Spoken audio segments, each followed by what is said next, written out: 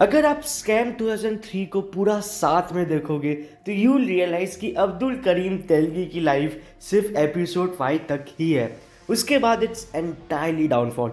To be very honest, अगर scam 2003 को पूरा साथ में निकालते इंस्टेड ऑफ वॉल्यूम्स तो ये सीरीज और अच्छी हो सकती थी। द रीज़न बीइंग कि वॉल्यूम 1 जिस टाइप का था बहुत शानदार था, एंड वॉल्यूम 2 के लिए एक्सपेक्टेशंस ज़्यादा बढ़ गई। वो ईगरनेस कि क्या हुआ, how it happened and many things. But volume 2 में बस पुलिस स्टेशन और कोर्ट था। इस पुलिस से उस पुलिस की कस्टडी में ये केस, ये जेल से वो जेल, ये कोर्ट से दूसरा court. That's the little summary of volume 2। But समझ नहीं आ रहा कि कंप्लेन क्या करे कि बंदे की लाइफ में वॉल्यूम 2 में एक्साइटमेंट खत्म हो गई। अब देखो, it's a real life story and the best part about Hansal Mehta is he sticks true to the original part. That essence वो ड्रामेटाइज उतना नहीं करते, वो जितना रियलिस्टिक हो सके उतना दिखाने की कोशिश करती है। But then the idea of releasing this series in 2 parts was a bad one. यही अगर स्कैम 1992 को 2 पार्ट्स में दिखाते it would still be a hit, cause उसमें 5th एपिसोड के बाद और भी बहुत कुछ हुआ।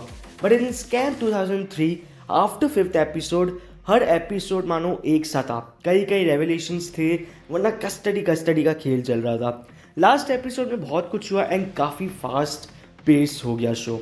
अब एंटायर सीरीज रिव्यू की बात करें तो scam 2003 talks about the biggest scam of India which was estimated to be around rupees 30,000 crore, and it's also known as the stamp paper scam. Up throughout the entire series, the best part was all the actors, especially Abdul Karim Telgi को portray करने वाला actor. Excellent casting, the posture, the dialogue, the personality, he has portrayed it really well. Direction and storytelling is great as well. Of course, Hansal Mehta है, real life incident है तो I won't talk about plot and all. Talking about negatives, इसमें one liners पे काफ़ी मेहनत की है। But जैसा स्कैम 1992 का वन लाइनर फेमस हुआ था उतना फेमस इसका वन लाइनर नहीं हो पाया। कोशिश पूरी की है एंड ये कोशिश दिखती भी है। Other than that, as I said, 2 parts took a toll on this series because volume 2 had nothing much to offer and volume 1 के कंपैरिजन में पूरा ऑपोजिट है।